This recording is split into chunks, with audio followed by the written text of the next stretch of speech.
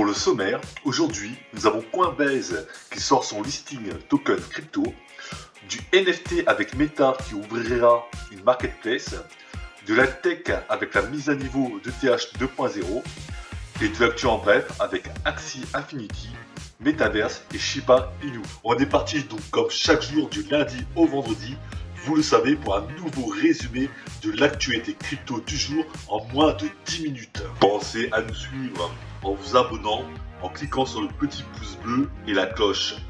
N'hésitez pas à nous poser des questions ou un petit commentaire, ça fait toujours plaisir. Et pour les sujets de la vidéo, vous pouvez retrouver des liens dans la description, ainsi que les chapitres. Allez, c'est parti!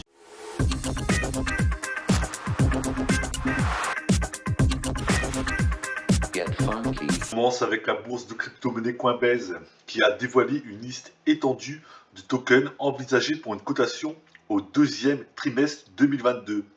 Il pourrait y avoir jusqu'à 50 nouveaux tokens cotés sur Coinbase entre avril et juin, car la plus grande bourse de crypto-monnaie américaine révèle une liste d'actifs à l'étude. Selon un billet de blog de Coinbase, la bourse publie cette liste dans le cadre d'un effort visant à accroître la transparence en fournissant autant de symétrie d'informations que possible. On enchaîne avec le marketplace.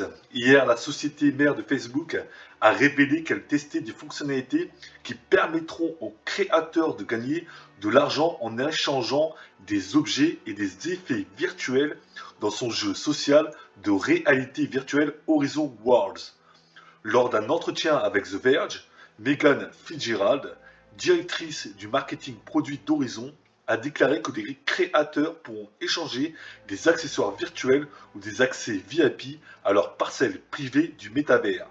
Les participants américains au projet pilote pourront également gagner de l'argent grâce à un fonds de 10 millions de dollars mis en place par Meta pour encourager les créateurs. Meta prendra une part de 25% du pourcentage restant après les frais de plateforme. Le MetaQuest Store prélevant des frais de 30%.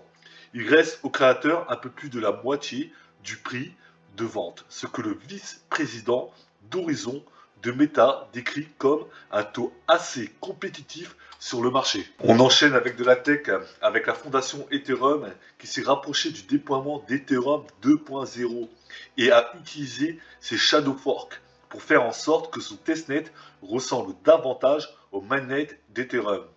Au cours du week-end, l'ingénieur DevOps d'Ethereum, Parathi Jayanati, a déclaré sur Twitter que l'équipe avait effectué 3 forks fictifs du réseau de test Goerli, découvrant au passage des bugs allant du code de synchronisation au délai d'attente des requêtes. Un shadow fork est un terme qui fait référence à la copie de données d'un réseau principal, dans ce cas la blockchain Ethereum, vers un testnet où les développeurs peuvent tester des fonctionnalités avant de déployer leur travail sur le réseau principal.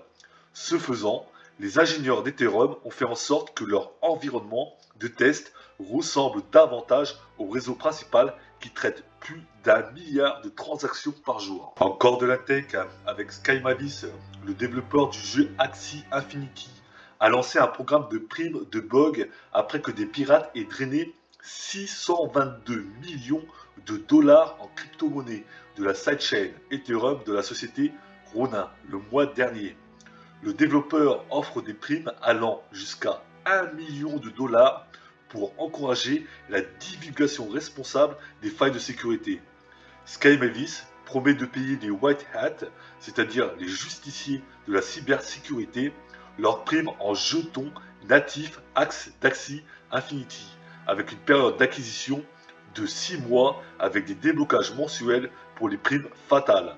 La prime la plus élevée, d'un montant de 1 million de dollars, est attribuée à ceux qui peuvent identifier des problèmes extraordinairement graves ou ayant un impact extrême. On passe à de l'investissement avec la société de courtage Fidelity qui a lancé 2 nouveaux ETF pour suivre l'industrie générale de la crypto et ce qui est rapidement devenu connu comme le Metaverse. Avec ces nouveaux fonds, Fidelity devient un autre grand gestionnaire d'actifs, rejoignant BlackRock et Charles Schwab, qui cherchent à offrir à ses clients une exposition aux crypto-monnaies sans les obliger à investir ailleurs. Lorsque les nouveaux fonds seront lancés le 21 avril, l'activité ETF de Fidelity, qui représente 33 milliards de dollars, comptera 51 fonds différents. On enchaîne avec l'application de trading populaire Robinhood, qui a listé plusieurs autres crypto-monnaies aujourd'hui. La monnaie même Shiba Inu est l'une d'entre elles et les ordres d'achat se sont précipités. Le prix de la monnaie a bondi de 20% aujourd'hui. Un pic apparemment causé par Robinhood qui a ajouté un soutien à l'actif. À l'heure actuelle, SHIB se négocie à 0,0002674 $, selon les données de CoinMarketCap. Après un léger refroidissement, mais toujours en hausse de 16% pour la journée. Robinhood, pour rappel, est une application populaire pour les actions et les crypto-monnaies qui permet à quiconque de s'impliquer dans le trading. Du coup, ce sera tout pour ce résumé de l'actualité crypto en moins de 10 minutes. Pensez à soutenir le bien-être animal avec l'achat de nos NFT qui seront en partie reversés aux associations qui améliorent les conditions de vie de nos amis les animaux et de nos petits compagnons de tous les jours. J'espère que les informations sont claires et n'hésitez pas à poser des questions dans les commentaires. J'espère que ça vous a plu. Prenez soin de vous, prenez soin de vos proches et on se dit à demain pour une nouvelle vidéo de l'actu crypto.